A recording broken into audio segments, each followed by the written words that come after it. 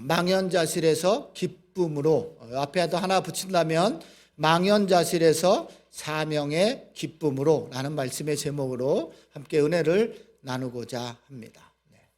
제목이 뭐라고요? 기쁨으로. 어떤 말씀이 될지 함께 우리 나누며 하겠습니다.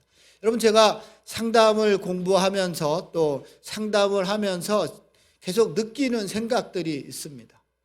이 땅을 발을 붙이고 살아가는 모든 분들, 이 땅을 살아가는 모든 분들은 저마다 아픔과 상처가 있다는 것을 상담을 공부하면서 상담을 하면서 또 제가 살아가면서 느끼는 것입니다.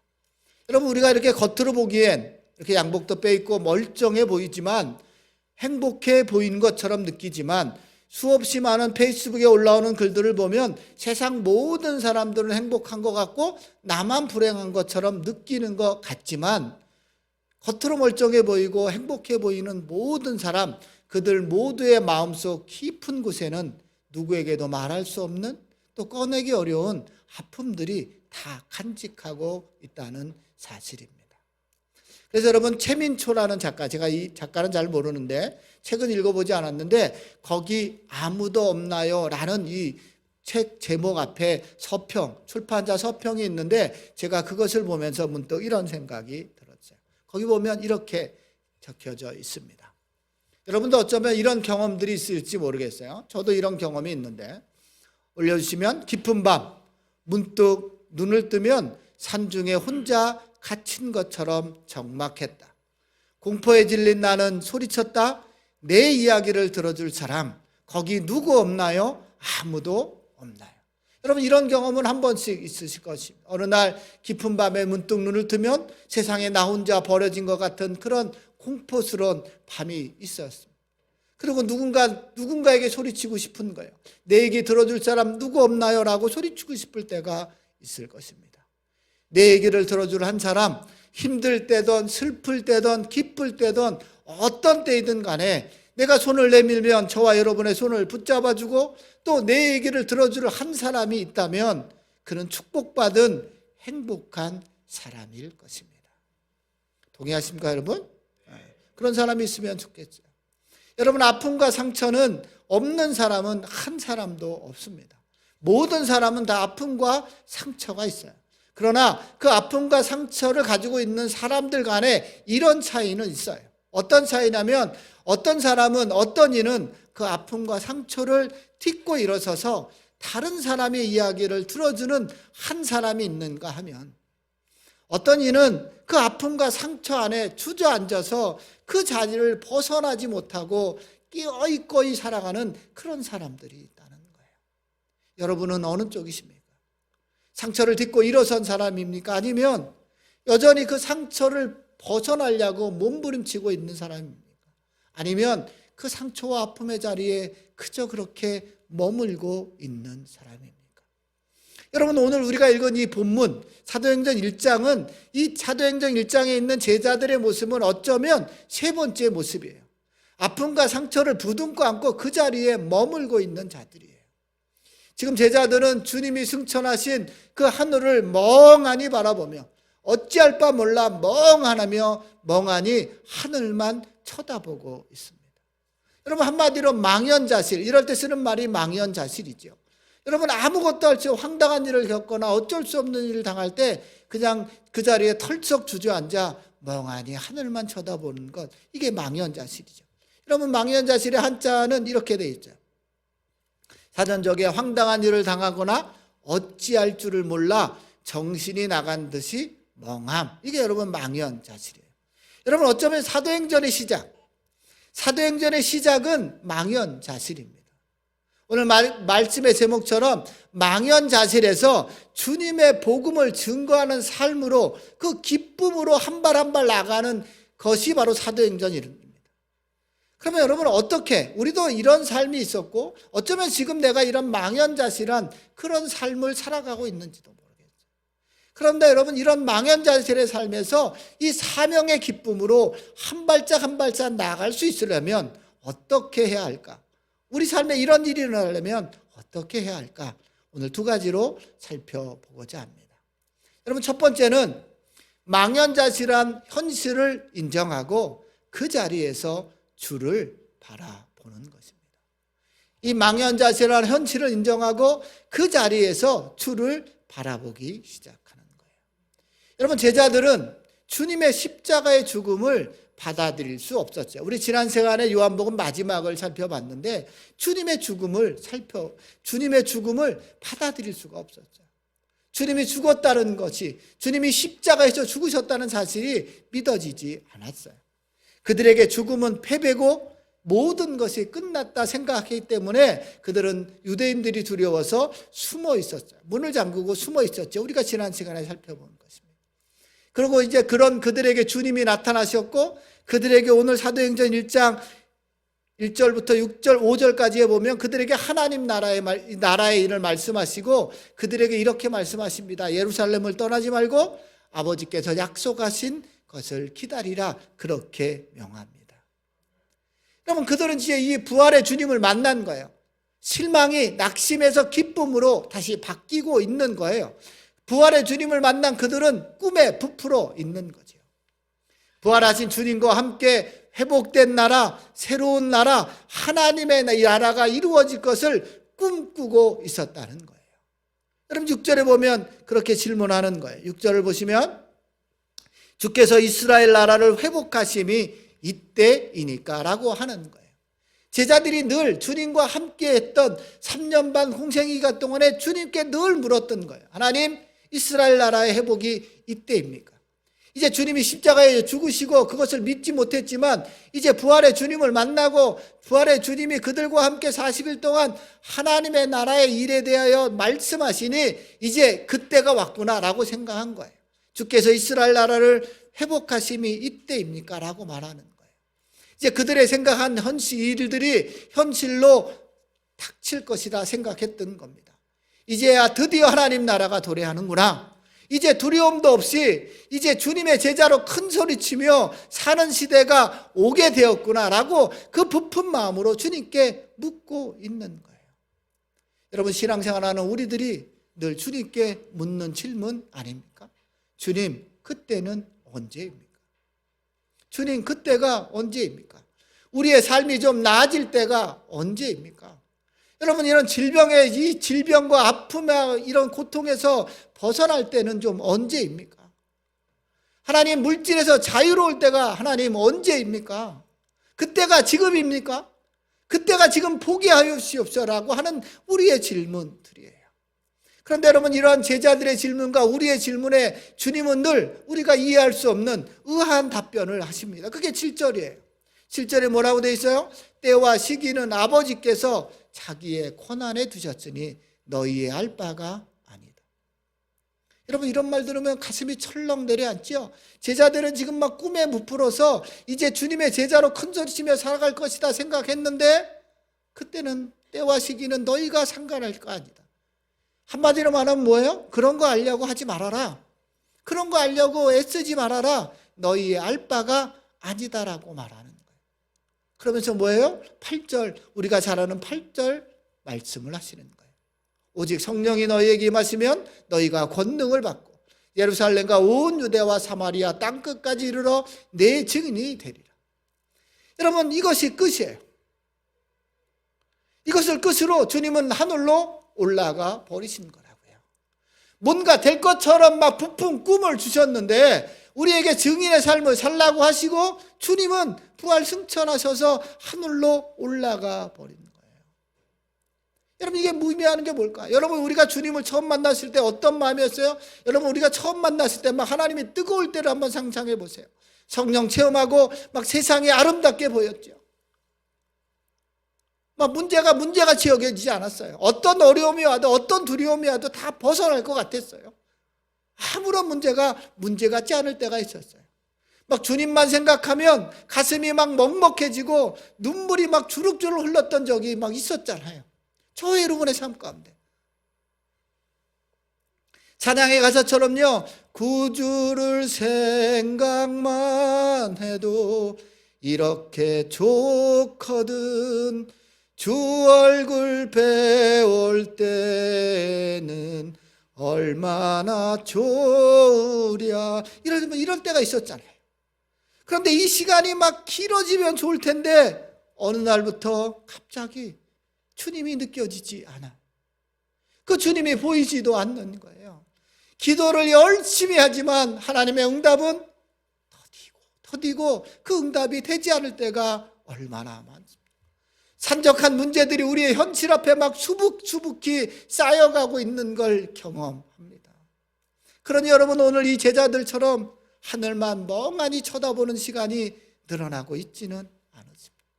여러분, 어쩌면 우리의 삶이 그래요. 우리의 현실을 바라보면 그저 그냥 망연자실한 모습으로 하나님은 온데간데 없고 그저 하늘만 쳐다보고 있을 때가 많이 있습니다. 여러분, 이때 기억해야 할 것이 오늘 이 말씀입니다. 내가 답답하고 이해할 수 없는 이 현실이 하나님이 우리에게 요구하는 현실이라는 사실이에요. 저와 여러분에게 허락하신 현실이라는 사실을 인식해야 하는 거예요. 그리고 내가 주어진 이 현실을 인정하고 그 자리에서 다시 주님을 바라보아야 하는 거예요. 시편 기자의 고백처럼 이렇게 하나님을 바라보는 겁니다. 함께 읽어볼까요? 시작.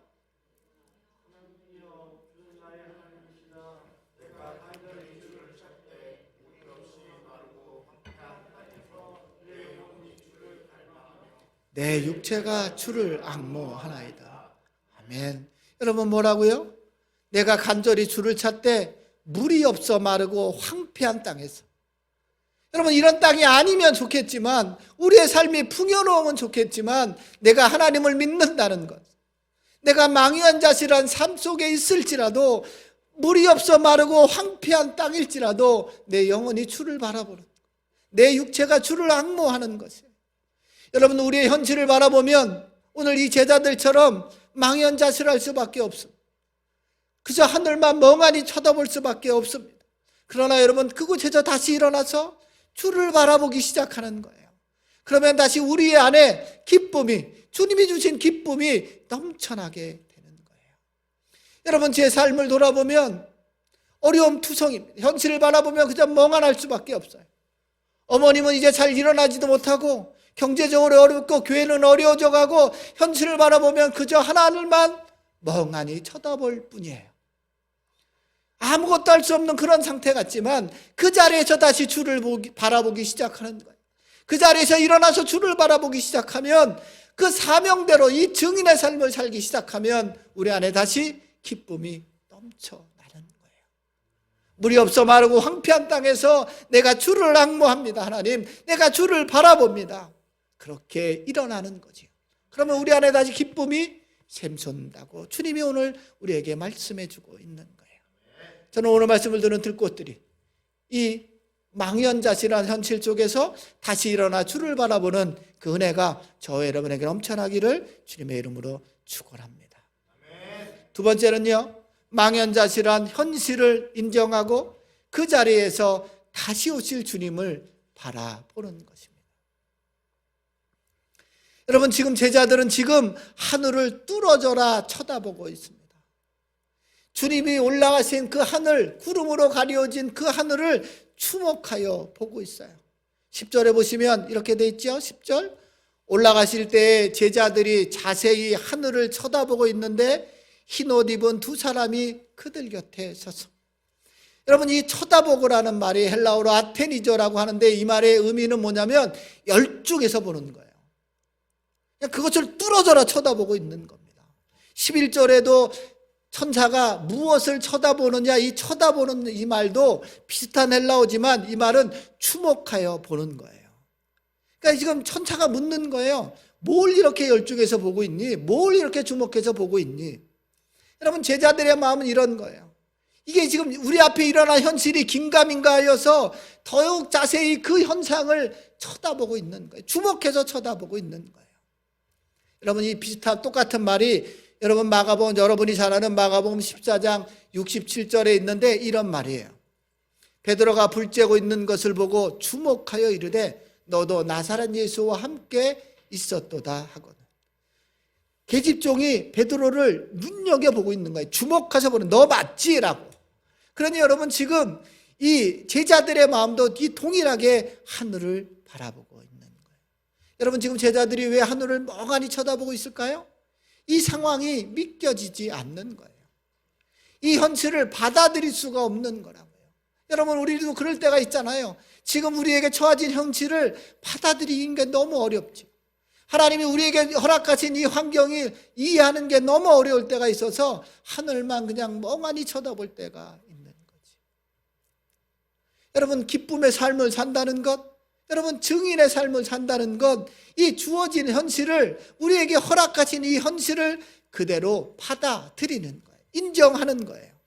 여러분, 기쁨과, 우리가 생각하기엔 기쁨과 즐거우면, 지금보다 우리의 상황이 나아지면, 내가 이해할 수 있는 상황이 되면, 내 손에 뭔가 들려지면 그렇게 해서 이해되고 받아들여지는 것이 아니라 그냥 우리에게 주어진 이 현실을 인정하고 그 자리에서 다시 오실 주님을, 그렇게 하늘로 올라가신 그 주님이 다시 우리 가운데 오실 그날을 기억하며 사는 거예요. 그래서 여러분, 주님은 누가복음 17장에 보면 우리에게 이렇게 말하고 있는 겁니다.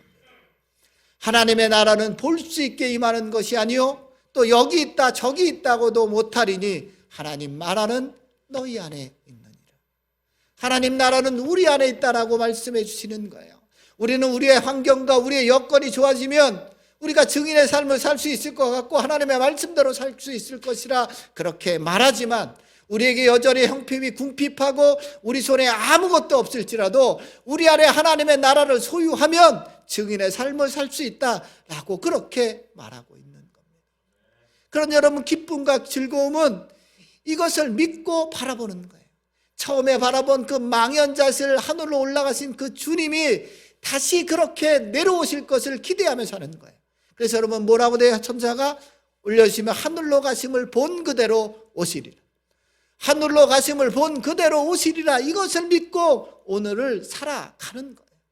망연자실한 모습으로 올라간 그 주님이 다시 그 모습 그대로 우리 가운데 다시 오실 그날을 꿈꾸며 오늘을 사는 거예요. 여러분, 이것을 믿고 기다릴 때 우리의 기쁨이 있는 거지. 세상 속에서 기쁨이 아니라 이것을 믿고 오늘을 견디며 살아가는 자, 오늘을 견디며 증인의 삶을 살아가는 자에게 그 기쁨이 있는 거예요. 그래서 여러분, 베드로전서 1장 6절과 7절에 보면 이렇게 우리에게 말해주고 있는 겁니다. 함께 읽어볼까요? 시작. 그러므로 여러분이 지금 잠시 동안 여러 가지 시련 속에서 어쩔 수 없이 슬픔을 당하게 되었다 하더라도 기뻐하십시오. 왜냐하면 7절, 하나님께서는 여러분의 믿음을 단련하셔서 불려 단련하지만 결국 없어지고 마는 금보다 더 귀한 것이 되게 하시며 예수 그리스도께서 나타나실 때에 여러분에게 칭찬과 영광과 존귀를 얻게 해주십니다. 아멘. 여러분이 지금 시련 속에서 어쩔 수 없이 슬픔을 당하여 멍하니 있을지라도 하나님 뭐라고요? 기뻐하시래요. 왜요? 우리의 믿음이 단련되고 우리가 없어질 금보다 더 귀한 것으로 만들어서 예수 그리스도가 다시 오실 때 여러분에게 칭찬과 영광과 존귀를 얻게 해주실 거라고 약속하고 있기 때문에 그래요. 여러분, 저와 여러분의 삶을 돌아보면, 저와 여러분의 주위를 돌아보면 답답하고 막막해서 멍하니 하늘만 쳐다볼 수밖에 없는 상황일지 모릅니다.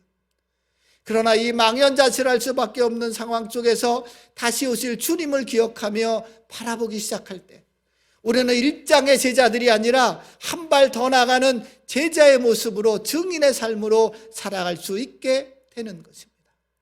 오늘 말씀을 들은 우리들 것들이 이 망연자실할 수밖에 없는 상황에 놓였을지라도 다시 오실 주님을 바라봄으로 오늘의 우리의 삶에서 기쁨으로 증인의 삶을 살아가시기를 주님의 이름으로 축원합니다. 사랑하는 성도 여러분, 주님은 제자들이 멍하니 하늘로 올라가신 그 모습 그대로 다시 오실 것입니다. 그 시간이 저와 여러분에게 곧 닥쳐올 거라고요. 이제 멍하니 현실만 바라보며 가만히 앉아있지 않기를 여러분에게 권면합니다. 여러분, 이 밤이 오기 전에, 우리에게 밤이 오기 전에 우리에게 맡겨주신 증인의 삶을 살아가야 합니다. 여러분, 이 일은 낮 동안에 할 수 있는 거예요. 밤이 되면 하고 싶어도 할 수 없는 거예요. 그래서 요한복음 9장 4절에 보면 이렇게 말하고 있습니다. 함께 읽어볼까요? 시작. 때가 아직 낮음에 나를 보내신 이의 일을 우리가 하여야 하리라. 밤이 오리니 그때는 아무도 일할 수 없느니라. 아멘. 여러분, 제가 알았던 많은 사람들, 저와 함께 했던 많은 사람들 중에 세상에서 그저 현실만 바라보며 멍하니 살다가 주님의 부르심을 받은 자들이 많이 있습니다. 저와 교회에 온다고 하나님을 믿는다고 약속했지만, 주님의 일을 한다고 말했지만, 그러한 현실 때문에 멍하니 그 자리에 앉아있다 하나님의 부르심을 받은 친구들이 제 주위에 많이 있어요. 사랑하는 성도 여러분, 우리의 시간도 그렇게 많이 남아있지 않습니다. 멍하니 주저앉아 하늘만 바라보는 그런 제자의 삶을 살아서는 안 되는 거예요. 이 제자들이 이제 사도행전 1장 이후에 한 발 한 발 나아가서 하나님이 원하시는 증인의 삶을 살았던 것을 우리는 사도행전을 통해서 볼 수 있습니다. 우리도 그렇게 살아가야 하는 거예요. 우리도 그 자리에 눈을 들어 주를 바라보며 다시 오실 주님을 바라보며 이제 제자들처럼 한 발 앞으로 나아가야 하는 거예요. 그러면 우리의 결말은 달라질 거예요. 여러분, 사도행전 시작이 망연자실한 현실에서 시작되었다면 사도행전의 마지막은 기쁨으로 증인의 삶을 살면서 마쳤다는 사실을 우리는 사도행전 28장에 보면 알 수 있어요. 사도행전 28장 32절을 보면 이렇게 말하고 있습니다. 함께 읽어볼까요? 시작. 하나님의 나라를 전파하며 주 예수 그리스도에 관한 모든 것을 담대하게 거침없이 가르치더라. 아멘. 여러분, 우리의 삶이 이런 삶이 되어야 하는 거예요. 여러분, 일장에 머물러 있는 삶은 우리의 삶이 아니에요. 망연자실한 현실을 바라보는 삶은 우리의 삶이 아니라, 오늘 28장 죽음 앞에서도, 감옥 앞에서도, 바울이 감금의 상태에서도 하나님의 나라를 증거했던 것처럼 저와 여러분의 이 망연자실한 삶 속에서 기쁨으로 증인의 삶을 사는 것이 우리가 해야 할 일인 것이에요. 사도행전 시작이 그렇게 시작해서 이렇게 전하는 것으로 마치는 것처럼 우리의 현재 삶이 지금 망연자실한 삶 속에 있을지라도 다시 일어나 주를 바라보고 다시 오실 주님을 기억하며 다시 증인의 삶을 살아가는 우리 모두가 되시기를 주님의 이름으로 축복합니다.